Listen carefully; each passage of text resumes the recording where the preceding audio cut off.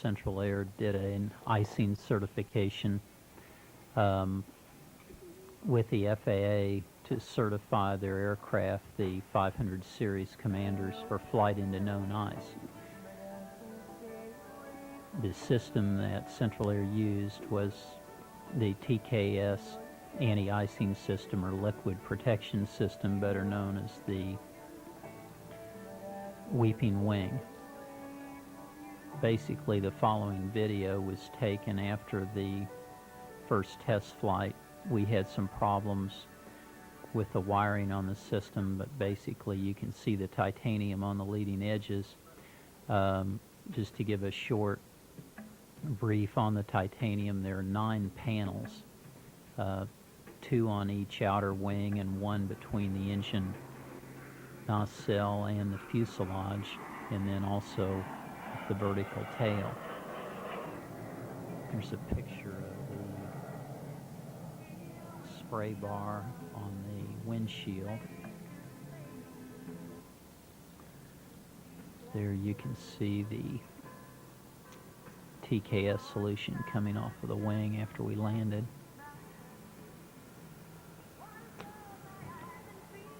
The propellers are protected with the TKS system through a slinger ring. This was taken, I believe, March 8th. This was our first flight behind the Beechcraft tanker. It was a King Air with a spray bar on the T part of the tail. We were using a nozzle size of .66, which was to simulate light to intermittent icing conditions. You can see the spray coming out. It was really hard to fly behind the tanker. We had to get up real close, and then it was sort of like water skiing. You'll see it here in a minute. We had full right aileron, there it is, and full left rudder just to keep the airplane straight. We were at 6,500. There you can see the spray coming off of the tanker. And we were just getting hosed with basically some freezing rain. There's a really good picture of the spinner in the ice. The chase plane was the King Air. There you can see the aileron deflection on the right side and the left. And this was March 9th, and they had installed a .188 nozzle in the spray bar, which actually simulated too much ice. We were getting, the definition of severe ice is 1.0 LWC, standing for liquid water content. In this particular flight test, we had a computer on board loaned to us from Learjet that would measure the LWC, and we were actually receiving between 4 and 5 LWC. So we were actually getting 4.5 to 5 times the definition of severe ice. And when the chase plane comes around, you'll see on the leading edge, it just overwhelmed us, and we couldn't handle it. The TKS system, different from a de-icing system, it's an anti-icing system. And the theory is, like a hot wing, that it would not let ice accumulate. When you get 4 to 5 times the definition of severe, you can see that it just overwhelmed the system, and we couldn't handle it. There's the ice that it sprayed on us. What's really interesting is at 12:54, in 48 seconds by the timer, the ice started breaking off, which was pretty unusual that the airplane could, in the system, the TKS system, could handle 4 times the definition of severe ice. And you'll see it come up here in about 10 more seconds.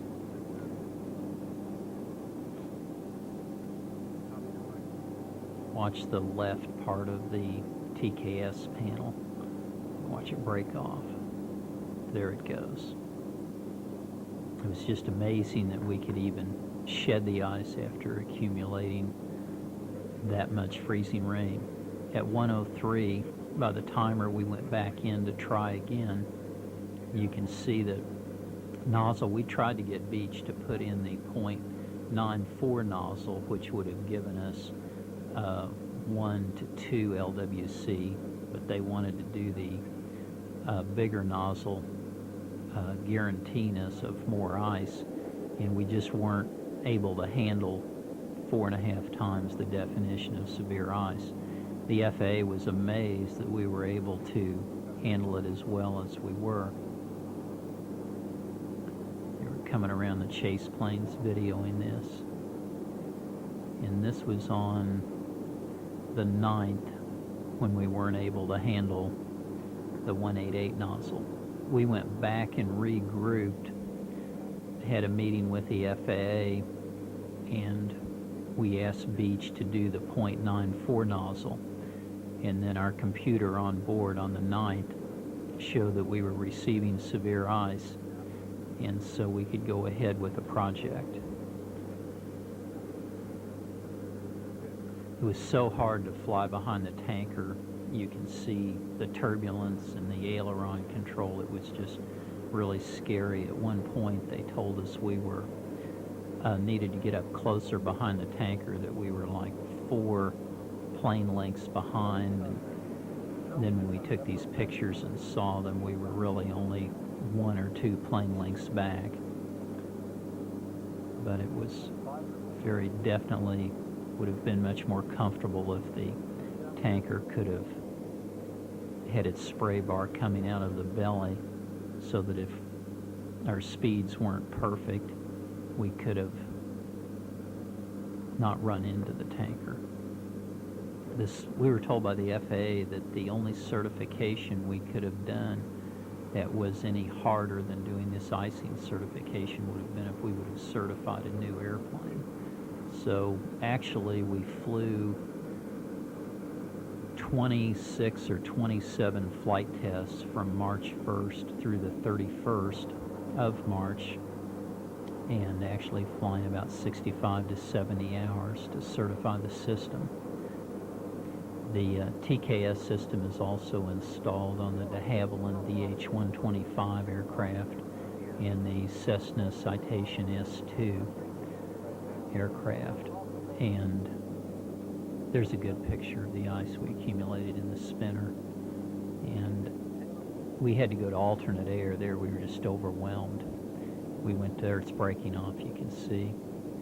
We had gone to alternate air because our alternate air, our air scoop there on the side was totally covered over.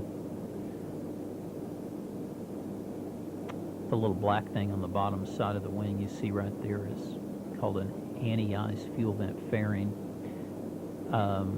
We use that to certify other than a heated fuel vent. The FAA was a little skeptical, but Boeing's used fairings on their airplanes a lot, and we kind of copied that idea, but it really worked well. We were able to accumulate ice on the leading edge of the fairing, leaving the fuel vent clean. There you can see the ice that accumulated on the bottom side behind the panels, and this was when we got hit with 4.5 times the definition of severe ice. It's really pretty traumatic.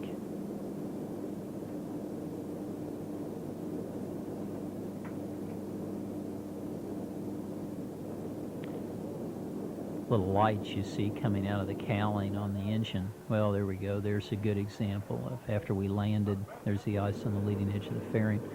Well, we went back for more on the 10th. I guess it was the 10th instead of the 9th, but we got the proper nozzles. They were climbing out of Beach Field, mainly in formation practicing. And we've got the 094 nozzles installed in the tanker now, and we're going to verify that we're receiving severe ice. There's a good side picture it shows. Putting it on us. And then after we did the tanker flying, then we did certification flights for VDive, and lots of different certification tests that didn't have anything to do with the icing, but then we were waiting on natural icing to come, and we actually weren't able to do that until the end of March. It was the 27th or the 28th. Got some video of that coming in just a little bit. This was the day we flew behind. This was the 10th of March, and this is actually when we certified to fly for the severe icing part, or maximum continuous is the definition. And the drill was that we be able to keep severe ice off of the protected surfaces of the airplane. And the computer showed us receiving, the Learjet computer showed us receiving 1.5 to 2 LWCs, 1 LWC being the definition of severe.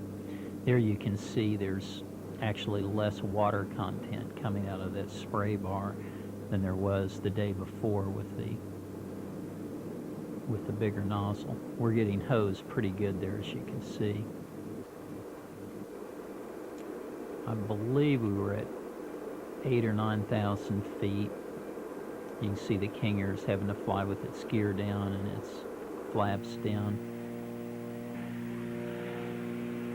Okay, now here's the natural icing that we found up in Nebraska. And this was really significant. The objective was to fly until we accumulated 2 inches on unprotected surfaces. And then this was the last drill, or the last exercise prior to the certification. And there you can see, I'm trying to get a picture of us. When the ice would hit, it would make little white dots and then it would bead off. That's the windshield. It would like evaporate. You can see it going on the leading edge of the cowling of the spinner. And you can see it hitting and get white and then it disappear. Really unique system in that the TKS fluid would run back on the bottom side of the wing, keeping the bottom side of the wing from residual and be clean. You see it accumulating on the spinner. And then our marking would be there. There's about 2 inches on the leading edge of the outside air temperature probe. That's looking through the co-pilot windshield, taking a video up. The FAA flight test pilot this day was Ralph Rissmiller. And Ralph was real impressed with how the airplane was flying in the ice and kept wanting to go more. We ended up getting up to about 2 7/8 inches on unprotected surfaces. There's about 2. I kept saying, Ralph, I'm had enough, let's go. Let's get out of this. And teased a little bit that he wanted to go on some more because it was doing so well. See if I can get a close-up here on there in the seam. You can see a little bit, and then on the fairing you can see a little bit, and then there's a whole lot of real jagged ice out on the unprotected surface. And I think this video coming up will be about 2 7/8 inches. There you can see we're going 170 indicated. We're at 11,000, a little over 11,700. Here's our indicator control panel on the TKS system. Wait till you see the ice on this probe. It's almost 3 inches. There we go.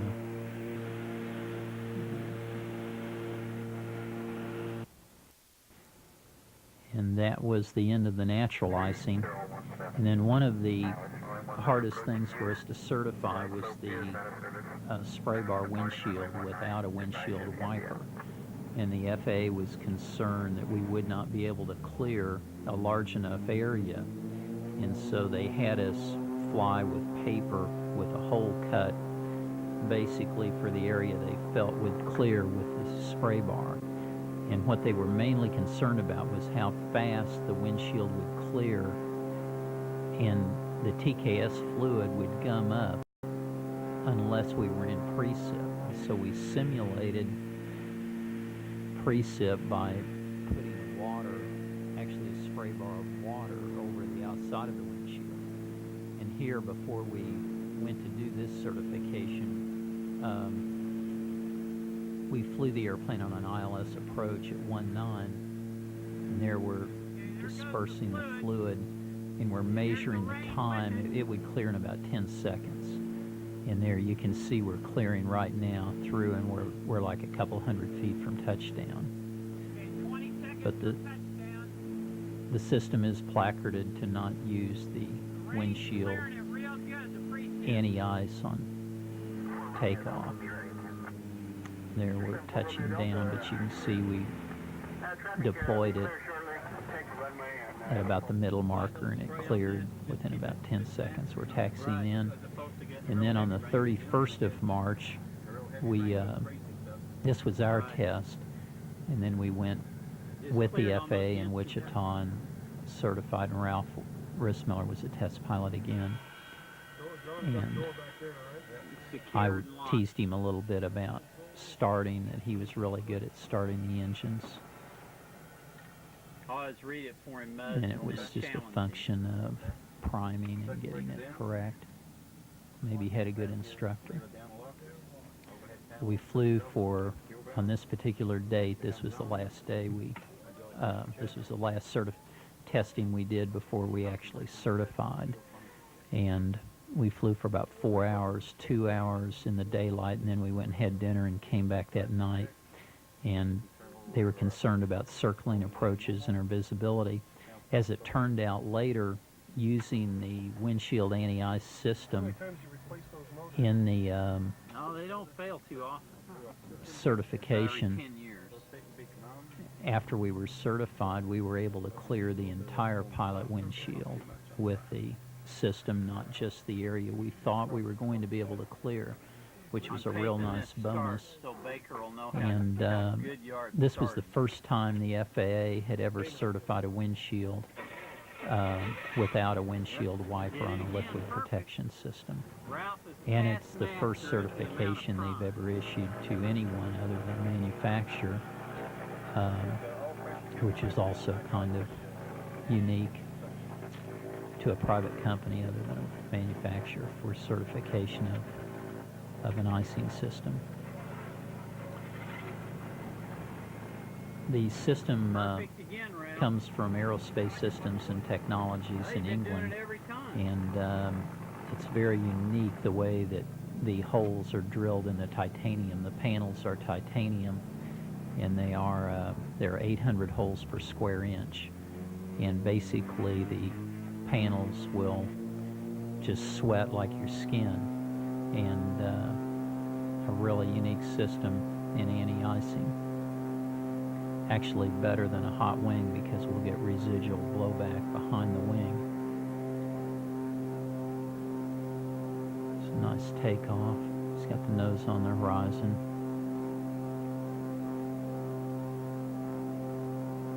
Murray Brown is in the co-pilot seat, and I'm behind him videoing. Ralph Rissmiller's in FAA flight test pilot is in the left seat. There's the red light for gear up. Mainly we were showing that we could clear the windshield within a reasonable length of time from the time the fluid was actually deployed or dispensed. And in pre-SIP it was not a problem, and then we went back and put the paper up there. You can see the fluid coming off, and you can count, and then the fluid, the water coming up on it, you'll see it'll be clear in just, there it clears in about 8 to 10 seconds. There, they're blowing it off again, and you'll see it. And here comes the water behind it, and it'll just clear it almost instantly. There goes the water. There you can see it's clearing. You can see the ground under you. Good visibility. But as it turned out, if we deploy the system before we get in the ice, we'll just keep the entire windshield clear because we get a wraparound effect with the fluid. It's pretty unique. We've thought about putting a spray bar on the co-pilot side. We could just keep them both totally clean. We've got a picture of an airplane after we certified it. Flew from Omaha to Grand Island, and it just had here's our nighttime operation. We had to come back and do it at night. I was teasing Ralph about starting the engines, and There's my Q&A again. I couldn't figure out how to get it off. I was a very novice home video operator.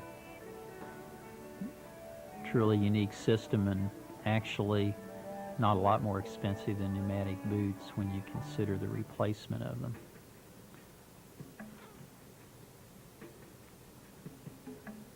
Pretty interesting experience with all of the certification, and there's a good picture of the anti-ice fairing. You can see it coming off the wings. Pretty interesting month, March 1994. Certification of the TKS system for Central Air's airplane, or the Commander 500 series aircraft.